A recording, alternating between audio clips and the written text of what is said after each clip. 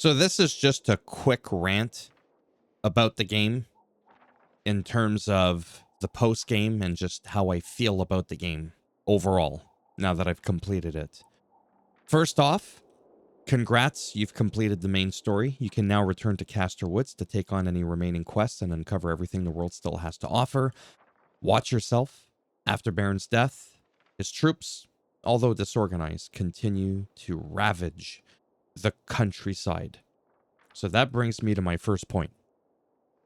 The game is just as alive post-game as it was during the story. This is not like, let's say, for example, Far Cry 5, where you defeat Faith, you're forced to kill her in the bunker, and then that's it. There's no enemies on the whole right side of the map. Then you go and you clear off Jacob and his brother. That's it. You're done. Nobody ever comes. But if you do New Game Plus, and then you decide not to go to the bunker and you don't kill the two brothers, then all of a sudden, you're perfectly fine and you're able to keep that game alive. So I'm basically here to tell you, complete the whole game, do everything. Nothing changes. Vehicles still respawn. Dark zones still respawn. The level of the world scales to you in chunks. I've already talked about that in my video. So this used to be a level 1 zone. You could see Old Town in the middle at the top. The top left is my current level, 14. 15 is the max. So first, this was like level 1. Then it went up to like level 6. Now it's at level 11. This one's still level 11, the Mental Asylum one. So eventually, when you hit level 15, then everything just scales up to you at 15. So it gives you like a few levels of grace period, then like so many levels, it just jumps it up. And you could be thinking to yourself, well, I don't like level scaling. Well, you're going to like it, and I'll tell you why.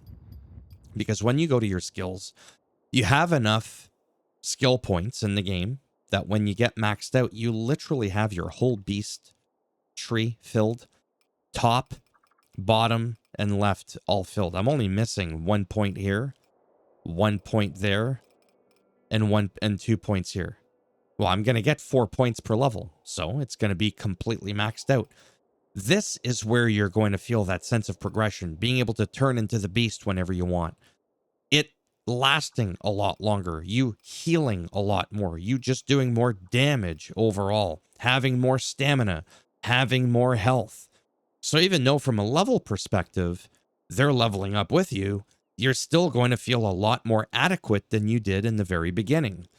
Also, on the fly, this is for people that may or may not have the game yet. You could change it from story to survival to brutal. Okay?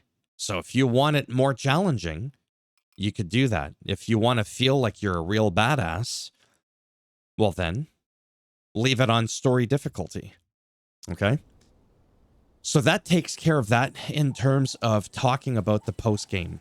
Letting you know that everything is as it was when you were playing through the main story. Day-night cycle. Vehicles respawn, all that stuff, okay? So that's taken care of. It's fantastic when it comes to a post-game. Now then, just what do I feel inside when I think of this game? Because it's hard to not compare it to Dying Light 2.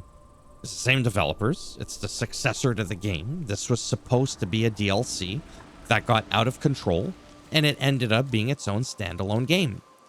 $60 US, I believe, depending on the edition you get, or where I live in Canada, $80.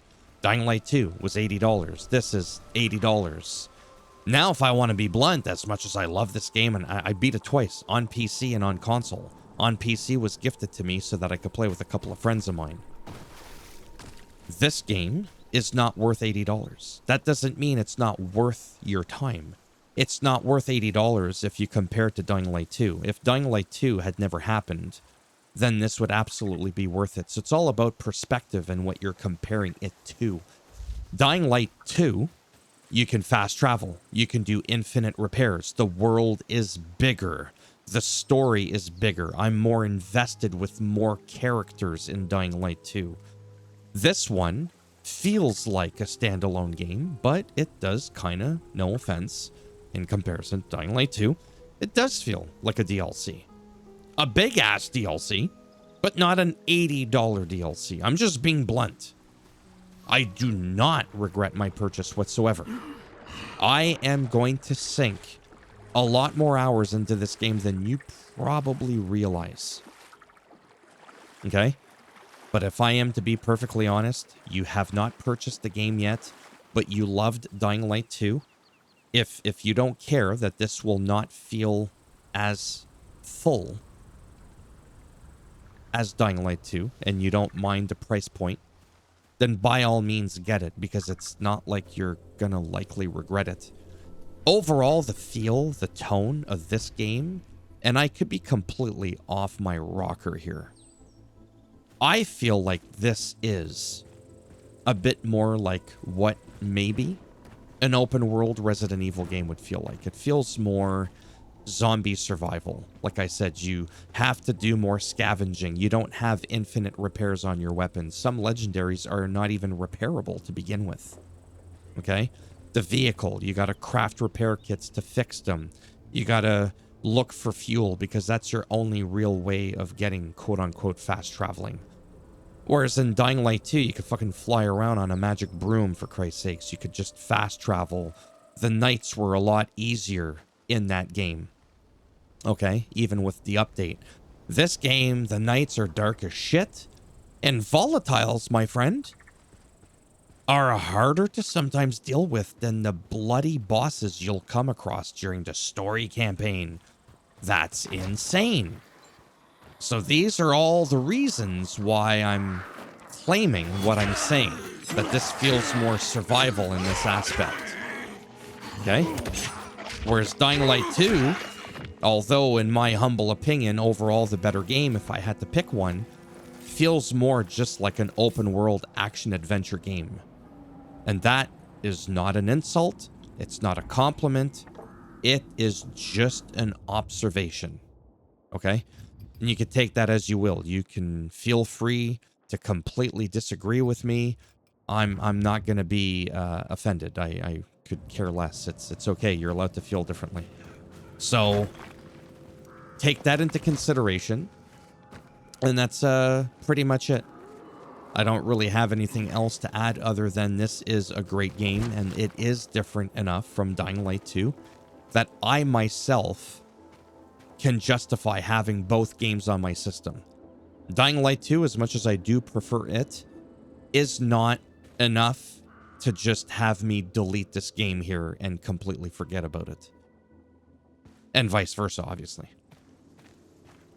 So yeah, if you're on the fence, you haven't purchased it yet, just keep that in mind.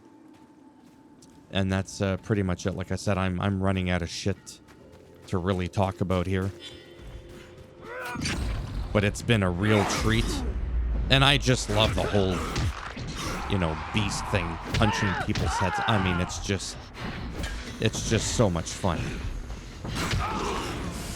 The weather they could work on, if I had to complain about one thing, well, aside from the volatiles feeling imbalanced, they have a great weather system with the rain during certain periods in the game that are triggered from certain story missions. And I very rarely ever see any kind of rain, and I haven't seen a rainstorm since I've completed the story, which for me is a crying shame because it really added to the vibe of this game, which is already great. But yeah, so there's a few things, volatiles and the lack of more diversity in the weather, and that is pretty much it, really. Oh, and the price. I humbly believe that, you know, if we're talking US dollars, which most of my peeps here will be American, if a game is 60, then this should have been 40. I mean, it's easy for me to be like, oh, here's what it should cost. I'm just saying, me, I firmly believe it should have been cheaper. So thumbs up as always if you liked the video. It does greatly help support the channel with the algorithm and trying to make me a little bit more relevant in the search results when people are looking shit up. And if you didn't like the video, well, it's too bad. Go ahead, give it a thumbs down. I'll bend it in half and I'll twist it. And if you want to subscribe to the channel. My goodness. I mean, naturally, that would be great.